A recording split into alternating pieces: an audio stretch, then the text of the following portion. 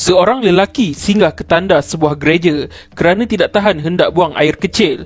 Semasa dia sedang berjalan ke tandas, dia melihat ada seorang lelaki dalam keadaan kelam kabut keluar dari tandas itu. Bila dia masuk, dia ternampak seorang budak perempuan terbaring di atas lantai. Kerana takut dia akan dipersalahkan, dia kemudian lari meninggalkan budak perempuan tersebut. Keterangan ini hanyalah rekaan suspek semata-mata di mahkamah untuk mengelakkan dirinya dari disabitkan bersalah. Apa yang terjadi sebenarnya? Weh, nanti dulu. Jangan skip video ni. Kalau korang suka dengan fakta menarik yang berada di kedudukan 5 teratas, korang boleh pergi ke YouTube channel paling top. Jangan lupa subscribe tau. Bukan kena bayar pun. Pada tahun 2008, satu kes rogol paling ganas dan kejam telah berlaku di daerah Danwon-gu, Ansan-si, Korea Selatan. Kisah ini bermula pada bulan Disember 2008 apabila seorang budak perempuan berusia 8 tahun iaitu Kim Na-yong sedang dalam perjalanan ke sekolahnya dengan berjalan kaki. Sewaktu dalam perjalanan itu, dia tiba-tiba ditegur oleh seorang lelaki pertengahan usia bernama Chu Do-sun, 57 tahun, yang ketika itu sedang berada dalam keadaan mabuk. Apa yang berlaku kemudian adalah Chu telah menekuk mulut Na-yong lalu dibawanya ke dalam sebuah tandas di sebuah gereja berhampiran. Di dalam tandas tersebut, Na-yong telah dipaksa untuk membuka bajunya bagi melayan kehendak seksual Chu. Na-yong enggan menuruti arahan Chu dan pada masa yang sama dia menangis teresak-esak kerana terlalu ketakutan. Apabila Na-yong tidak berhenti menangis, Chu mula menjadi baran dan tumbuk muka dan badan Na-yong. Selepas ditumbuk, semakin teruk Na-yong menangis. Chu kemudian menggigit pipi Na-yong sampai terkopak kulit dan menampakkan isi di pipi. Tidak cukup dengan itu, Na-yong turut dibelasah dan dicekik. Chu kemudian memegang kepala Na-yong dan merendamnya ke dalam air sehingga pengsan. Chu seterusnya telah merogol serta meliwat Na-yong dengan begitu kejam sekali.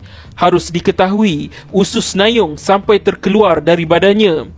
Ianya cukup mengerikan apabila Chu menyumbat kembali usus tersebut ke dalam badan Na-yong menggunakan getah paip. Kemudian, Chu membuatkan Na-yong dalam posisi duduk supaya organnya tidak jatuh dan terus memperkosanya lagi dan lagi. Selepas berasa puas dengan aksi jijiknya, Chu pun kembali pulang ke rumah untuk berehat seolah-olah seperti tiada apa yang berlaku. Untuk pengetahuan, Chu mempunyai 17 rekod jenayah sebelum ini. Dia yang mempunyai banyak rekod jenayah lampau itu sempat menghapuskan segala bukti jejaknya sebelum beredar dari lokasi kejadian.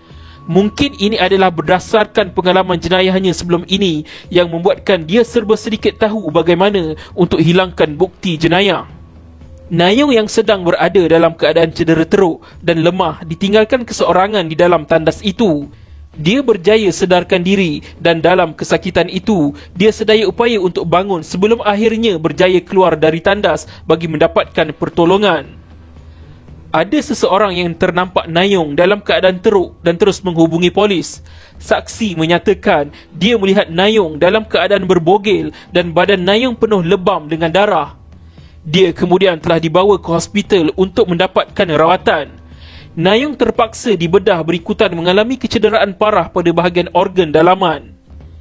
Ada lagi peristiwa menyedihkan di mana Na-yong telah disoal siasat oleh pihak polis di hadapan pesakit-pesakit lain tentang kejadian yang menimpanya. Dia disuruh untuk duduk sedangkan pada waktu itu Na-yong mengalami kesakitan pada tubuh badan serta masih lagi dalam keadaan trauma. Akibat ketidakcekapan pasukan siasatan itu, keluarga Na-yong telah bertindak memfailkan saman dan berjaya memenangi dalam kes tersebut. Pada masa yang sama, pihak polis membuat siasatan di dalam tandas gereja itu tetapi bukti tidak dapat ditemui.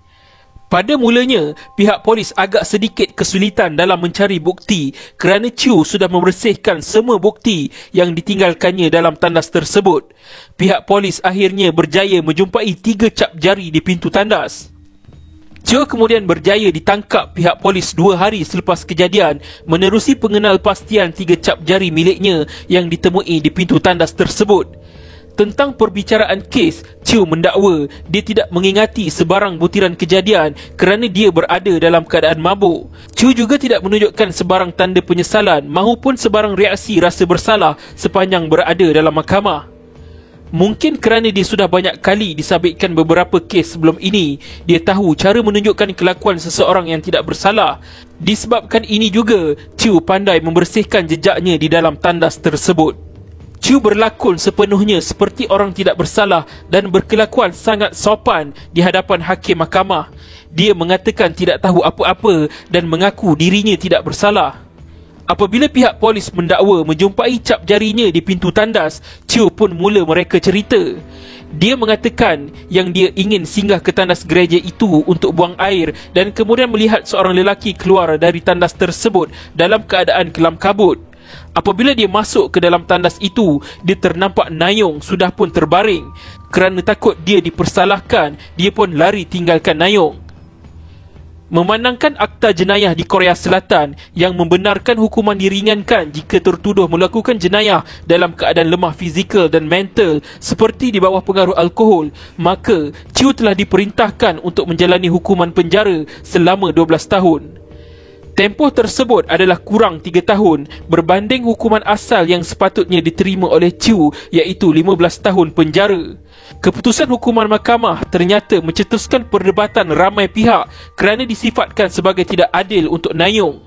Sementara itu, Nayong sendiri telah mengalami kemurungan dan tekanan mental akibat insiden rogol tersebut.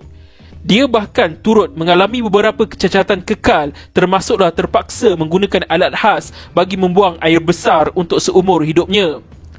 Berdasarkan keterangan bapanya pada tahun 2020, Nayong yang kini berusia 21 tahun hanya menonton kartun dan tidak menonton siaran berita untuk mengelak daripada menonton sebarang berita tentang serangan seksual. Lagi mencetuskan kebimbangan Nayong adalah apabila Chiu dibebaskan dari penjara dan dikuatiri akan kembali menghantuinya. Adakah Chiu Dusun sudah bebas? Ya, Chiu sudah dibebaskan dari penjara pada 12 Disember 2020 dan kini dilaporkan tinggal bersama isterinya di rumah mereka yang terletak di kira-kira 1 kilometer dari rumah Nayong. Ketika Chiu dibebaskan dari penjara, ramai penunjuk perasaan yang menentang pembebasan Chiu berkumpul di luar penjara sambil menjerit, "Hantar Chiu Dusun ke neraka dan hapuskan Chiu Dusun." Sebagai langkah perlindungan terhadap serangan daripada penunjuk perasaan yang marah, Chiu dikawal oleh pengawal khas tidak seperti tahanan lain. Dengan memakai topi dan topeng muka, Chiu ditanya oleh wartawan, adakah dia menyesal dengan tindakannya. Chiu hanya mendiamkan diri dan tunduk 2 kali sebelum dikawal pulang. Penunjuk perasaan yang marah menendang kenderaan Chiu dan melemparkan telur kepada Chiu tetapi tidak mengenainya. Untuk menghantar Chiu pulang, polis membina penghadang besi sepanjang 100 meter dan mengerahkan 3 unit polis di hadapan penjara. Kaki Chiu dipakaikan dengan gelang elektronik untuk kerja-kerja pemantauan oleh pihak berkuasa. Pihak berkuasa akan mengawasi Chiu selama 24 jam sehingga dia melepaskan gelang elektronik di kakinya selepas 7 tahun kemudian. Menurut pegawai yang mengawal Chiu menyesali akan kejahatannya yang tidak dapat dimaafkan oleh manusia. Sebanyak 71 buah kamera pengawasan dan 15 buah daripadanya adalah kamera baru yang telah pun dipasang di daerah Ansan sebagai keselamatan. Majlis daerah Ansan juga meningkatkan tahap kecerahan 30 buah lampu jalan di kawasan kejiranan Chiu.